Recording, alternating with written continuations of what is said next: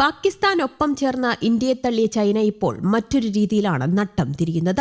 സാമ്പത്തിക പ്രതിസന്ധിയിൽ കൂപ്പുകുത്തുകയാണ് ചൈന സർക്കാർ ജീവനക്കാർക്കിടയിൽ ചെലവ് ചുരുക്കൽ വേഗത്തിലാക്കണമെന്ന് നിർദ്ദേശം നൽകി. യുഎസുമായുള്ള വ്യാപാര യുദ്ധവും റിയൽ എസ്റ്റേറ്റ് മേഖലയുടെ തകർച്ചയും ചൈനീസ് സമ്പദ് രംഗത്തിന് കടുത്ത സമ്മർദ്ദമാണ് ഏൽപ്പിക്കുന്നത്. 2 വർഷത്തിനിടെ ഇത് 2ാം തവണയാണ് ചെലവ് ചുരുക്കാൻ സർക്കാർ ആവശ്യപ്പെടുന്നത്. ചൈനയിലെ കമ്മ്യൂണിസ്റ്റ് സർക്കാർ അതീവ ജാഗ്രതയോടെയുള്ള കർശനമായ ചെലവ് ചുരുക്കലാണ് ഉദ്യോഗസ്ഥരോട് ആവശ്യപ്പെട്ടത്. സർക്കാർ വിഭവങ്ങൾ ചെലവഴിക്കുമ്പോൾ ജാഗ്രത പാലിക്കാനും ധൂർത്ത് കുറയ്ക്കാനും ആവശ്യപ്പെട്ടു.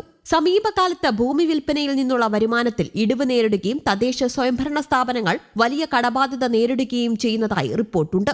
ഇതോടെ മുണ്ടു മുറുക്കി ഉടുക്കാനാണ് ഉദ്യോഗസ്ഥർക്ക് ഷീ ജിൻപിങ് നിർദ്ദേശം നൽകിയത്. ചെലവ് ചുരുക്കൽ എത്രയും പെട്ടെന്ന് തുടങ്ങണമെന്നാവശ്യപ്പെട്ട് ചൈനീസ് ഉദ്യോഗസ്ഥർക്ക് സർക്കുലർ അയച്ചതായി വിവിധ അന്തർദേശീയ മാധ്യമങ്ങളും റിപ്പോർട്ട് ചെയ്തു. ചൈനീസ് സമ്പദ് വ്യവസ്ഥ അത്ര സുഖകരമായ അവസ്ഥയിലൂടെയല്ല കടന്നുപോകുന്നത്. അതിനാൽ തന്നെ ഉദ്യോഗസ്ഥരോട് മദ്യത്തിനും സിഗരറ്റിനും ഭക്ഷണത്തിനുമായി അമിതമായി പണം ചെലവഴിക്കരുത് എന്നാണ് സർക്കാർ നിർദ്ദേശിച്ചിരിക്കുന്നത്. സാമ്പത്തിക പ്രതിസന്ധിയുടെ ആഴം കൂട്ടി യുഎസിൽ ഡൊണാൾഡ് ട്രംപ് അധികാരത്തിലെത്തുകയും ചെയ്തു. വ്യാപാര യുദ്ധത്തിന്റെ ഭാഗമായി യുഎസ് തീരുവ വർദ്ധിപ്പിച്ചത് ചൈനയെ വലിയ തോതിൽ ബാധിച്ചു. ചെറുകിട ഇടത്തരം വ്യവസായങ്ങൾ പലതും വലിയ പ്രതിസന്ധി നേരിടുന്നതായും കൂട്ടപ്പിരിച്ചുവിടൽ തുടങ്ങിയെന്നും വിവിധ മാധ്യമങ്ങൾ റിപ്പോർട്ട് ചെയ്തിരുന്നു. റിയൽ എസ്റ്റേറ്റ് രംഗം കടുത്ത പ്രതിസന്ധിയിലായത് ചൈനയ്ക്ക് വലിയ ക്ഷീണം ചെയ്തു. പ്രാദേശിക ഭരണകൂടങ്ങൾ പലതും കടുത്ത സാമ്പത്തിക പ്രതിസന്ധിയിലാണ്. ഇതാണ് ചെലവ് ചുരുക്കൽ നിർദ്ദേശം കർശനമായി പാലിക്കാൻ സർക്കാരിനെ പ്രേരിപ്പിക്കുന്നത്.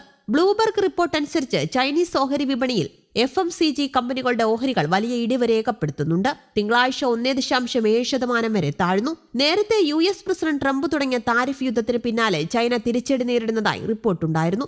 അമേരിക്കയിൽ ഉൾപ്പെടെ കയറ്റുമതി ലക്ഷ്യമിട്ട് പ്രവർത്തിക്കുന്ന ചൈനയിലെ ഫാക്ടറികളിൽ പലതും പ്രതിസന്ധിയിലായി. ശമ്പളം മുടങ്ങിയതോടെ തൊഴിലാളികൾ പ്രതിഷേധവുമായി തെരുവിലിറങ്ങിയതായും റിപ്പോർട്ടുകൾ പറയുന്നു. ശമ്പള പ്രതിസന്ധിയും പിരിച്ചുവിടലും വ്യാപകമായതോടെയാണ് തൊഴിലാളികൾ പ്രതിഷേധം തുടങ്ങിയത് എന്നും റിപ്പോർട്ടുകൾ പറയുന്നു. തീരുവ ഉയർത്തിയത് മൂലം കയറ്റുമതി താളം തെറ്റിയതാണ് പ്രതിസന്ധിക്ക് കാരണം. കമ്പനികൾക്ക് കയറ്റുമതിക്കായി വേണ്ടത്ര ഓർഡറുകൾ ലഭിക്കുന്നില്ല. ഷാങ്ഹായിക്ക് സമീപമുള്ള വ്യവസായിക കേന്ദ്രങ്ങളിലും മംഗോളിയയിലും തൊഴിലാളി പ്രതിഷേധം ഉയർന്നു വന്നു. ടോങ്ലിയാവോ പോലുള്ള നഗരങ്ങളിൽ ശമ്പളം ലഭിക്കാത്തതിൽ നിരാശരായി തൊഴിലാളികൾ കെട്ടിടങ്ങളുടെ മുകളിൽ കയറി ഭീഷണി മുഴക്കി. ഷാങ്ഹായിക്ക് സമീപം LED ലൈറ്റ് ഫാക്ടറിയിലെ ആയിരക്കണക്കിന് തൊഴിലാളികൾ ജനുവരി മുതൽ ശമ്പളം ലഭിക്കാത്തതിനാൽ പ്രതിഷേധ പ്രകടനം നടത്തി. ഡാവോ കൌണ്ടിയിലും സമാനമായ സംഭവങ്ങൾ റിപ്പോർട്ട് ചെയ്യപ്പെട്ടു.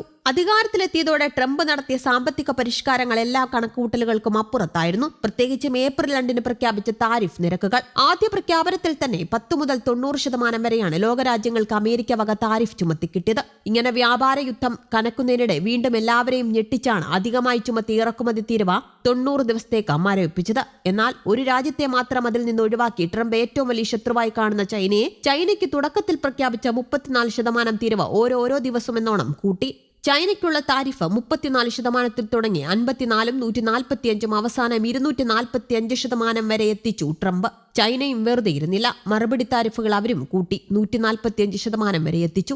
ഇത് പിന്നീട് ഇരു രാജ്യങ്ങളും കുറച്ച് 145%, 120% എത്തിച്ചിരുന്നു. അതേസമയം വ്യാപാര യുദ്ധം ചൈനയുടെ ഉൽപാദന മേഖലയെ മൊത്തത്തിൽ ബാധിക്കുകയും ചെയ്തു. News desk Kerala Kaumudi.